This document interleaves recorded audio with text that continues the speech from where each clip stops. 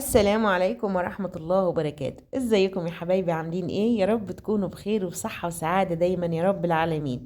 النهاردة هنعمل مع بعض الزبادي البلدي، لانه طبعا لا غنى عنه في شهر رمضان الكريم. لو انت اول مرة تشوفي قناتي اعملي اشتراك في القناة وحط لايك جميل زيك يا ست الكل. يلا نسمي الله ونصلي ونسلم على رسول الله صلى الله عليه وسلم. جبت كيلو لبن سايب من عند اللبان، له لبن علب طبعا ولا لبن شركات، لبن عادي جدا من عند اللبان. حطيته على النار وغليته كويس قوي، وبعدين سبته لغاية ما هدي شوية وبقى دافي كده زي دمع العين. شلت طبعا القشطة اللي على الوش دي، انت خلصت منها كده وحطيتها على جنب، ممكن تستخدميها في اي حاجة تاني انت هتعمليها. جبت بولة صغيرة حطيت فيها معلقة كبيرة من السكر، وحطيت كمان عليها علبة زبادي بلدي من عند اللبان. انا النهاردة مستخدمة كل حاجة طبيعية جدا، لا هي فيها مواد حافظة ولا اي حاجة من بره. لبن سايب عادي جدا، وبرضو علبة زبادي بلدي جدا، لا فيها مواد حافظة ولا فيها اي مواد تاني مضافة ليها. دوبتهم كويس قوي، دوبت السكر مع الزبادي كويس لغاية ما اتأكدت ان السكر داب تماما، وبعدين هضيفها للبن اللي قدامي ده على طول.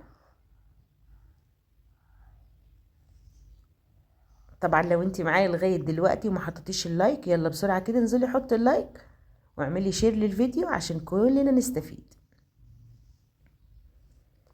بقلبهم كويس قوي، او ممكن تضربيهم في الخلاط او بالمضرب اليدوي زي ما تحبي برضو، لغايه ما اتاكد ان اللبن يعني كانه انا ما ضفتش عليه اي حاجه، شكله طبيعي جدا كانك ما ضفتيش عليه اي حاجه. دوبتهم كويس قوي عشان السكر والزبادي يوصل للبن كله، يبقى مختلط كده كله مع بعضه.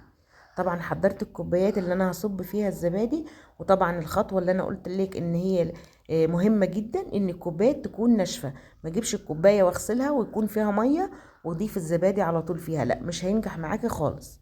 لازم كل حاجه تستخدميها تكون ناشفه تماما من الميه.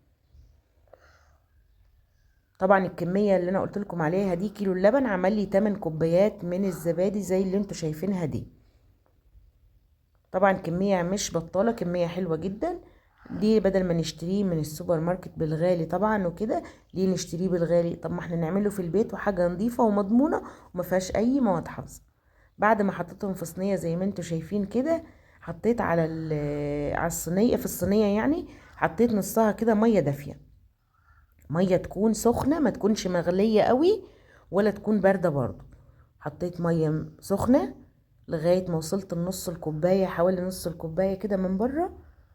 غطيتهم بكيس بلاستيك وبغطا تاني غطيتهم كده طبعا لاني لازم ادفيه كويس.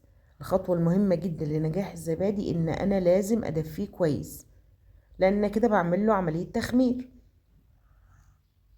وعلبه الزبادي الواحده طبعا كافيه ان هي تخمر كيلو اللبن.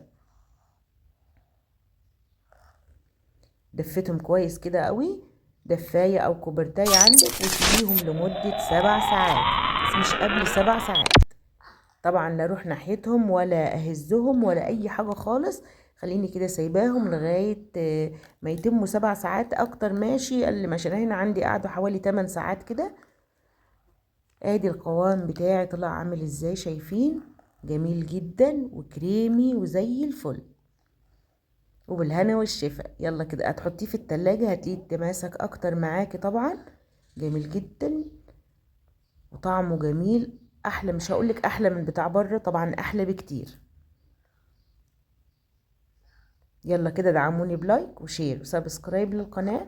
بحبكم في الله، والسلام عليكم ورحمة الله وبركاته.